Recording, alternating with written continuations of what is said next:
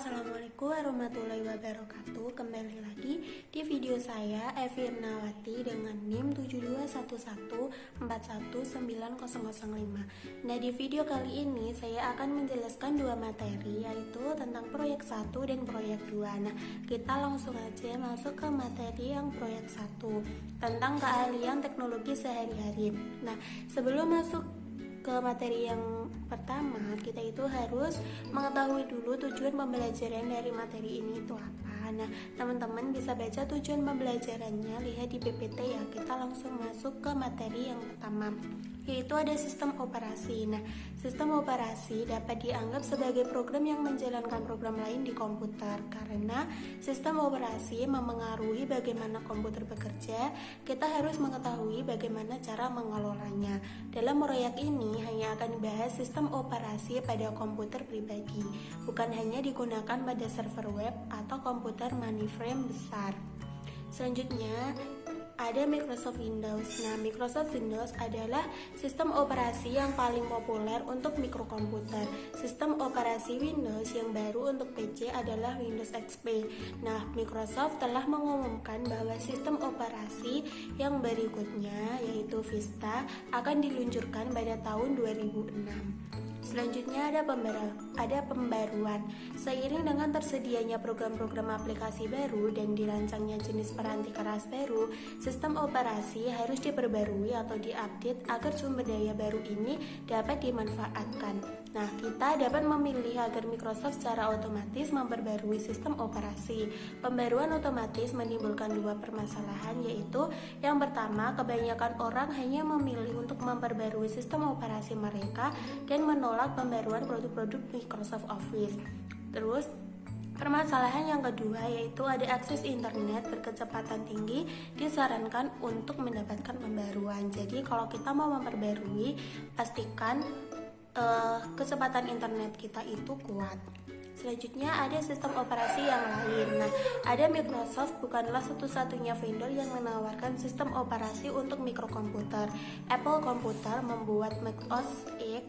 Mac OS X adalah sistem operasi yang mirip dari Unix. Namun, sistem ini tidaklah gratis, melainkan hak milik Apple Computer. Peranti lunak operasi. Sebagai seorang manajer dan profesional, kita harus memikirkan mengenai peranti lunak pada mikrokomputer. Sementara para profesional sistem komputer di server dan mainframe, kita cukup memikirkan mengenai aplikasi peranti lunak pada mikrokomputer.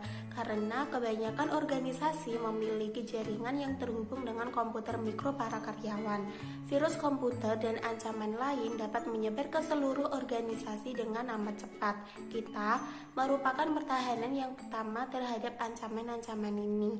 Nah, pertahanan terhadap ancaman itu bisa melalui identifikasi, pembaruan, melacak perubahan, dan perlindungan kata sandi.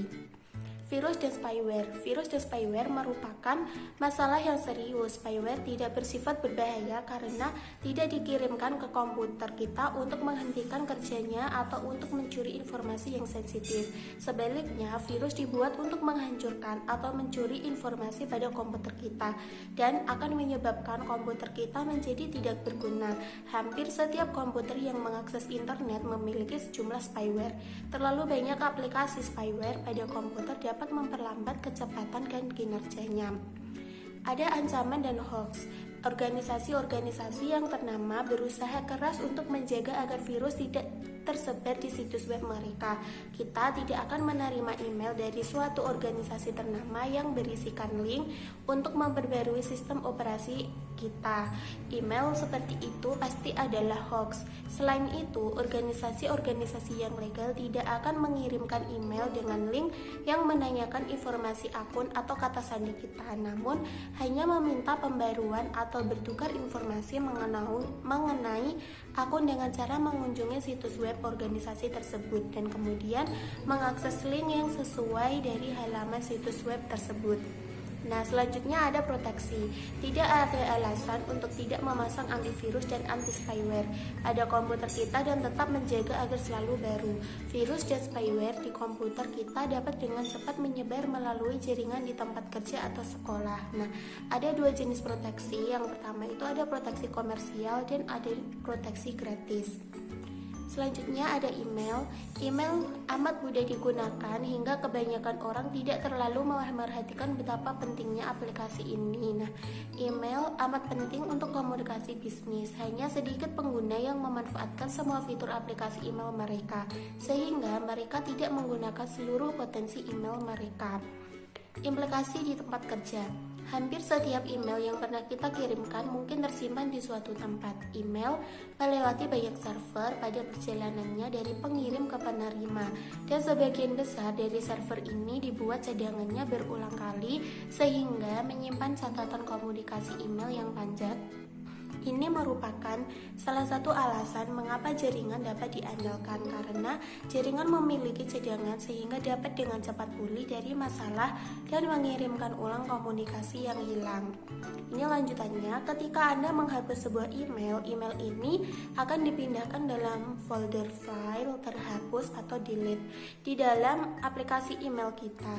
Tetapi kita juga harus menghapus email dari folder file atau delete untuk mengeluarkannya dari komputer kita. Etiket email di tempat kerja.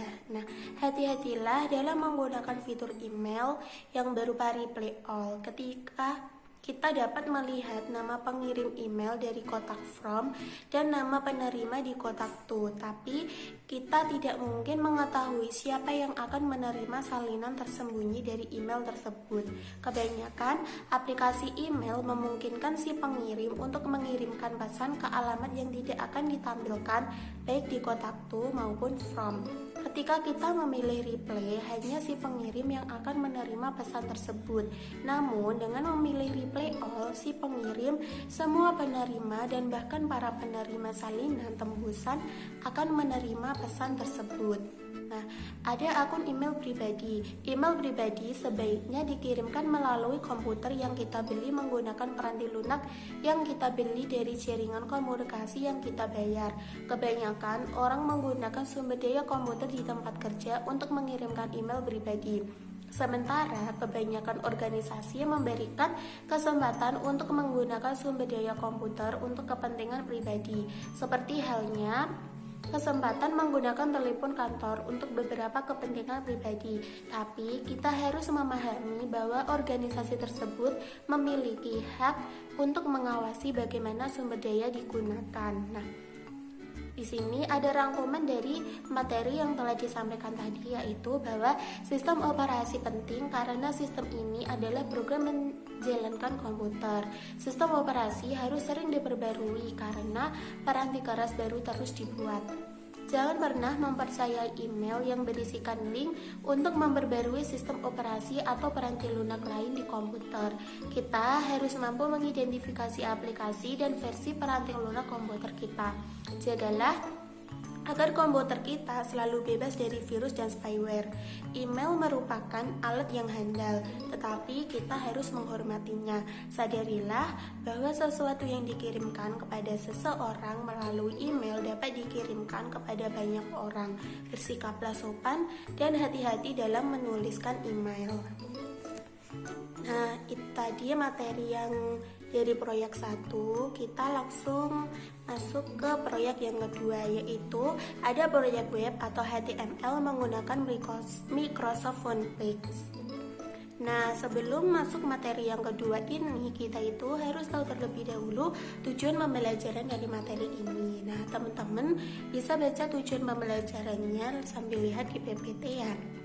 Kita langsung masuk ke materi yang pertama, yaitu membuat dokumen front page. Mulailah. Caranya membuat dokumen front page adalah mulailah dengan membuka program Microsoft Front Page, klik tombol Start di bagian sebelah kiri bawah layar, kemudian pilihlah program All Programs dan klik 2 kali program Microsoft Front Page. Selanjutnya, kita perlu mencatat beberapa hal mengenai layar pembuka yang ditampilkan front page. Pertama-tama, lihatlah kotak bujur sangkar di sekitar tampilan page. Di kolom sebelah kiri, kita sedang melihat sebuah tampilan halaman web. Sekarang, lihatlah ke bagian bawah layar di mana ditampilkan tampilan normal. Memilih HTML akan menampilkan kode komputer di belakang halaman web. dan preview akan menampilkan halaman yang akan tampil di browser internet, misalnya Internet Explorer atau Netscape. Selanjutnya, perlu dicatat juga bahwa jenis font untuk kata-kata yang akan kita ketik di halaman web adalah Times New Roman. Ukuran karakter-karakter yang diketik adalah 12 poin. Nah, semakin besar ukuran poin, maka tampilan karakter yang diketik pun akan makin besar. Hal ini yang harus dicatat adalah nama yang otomatis dibuat untuk halaman web ini adalah new_page_1.htm.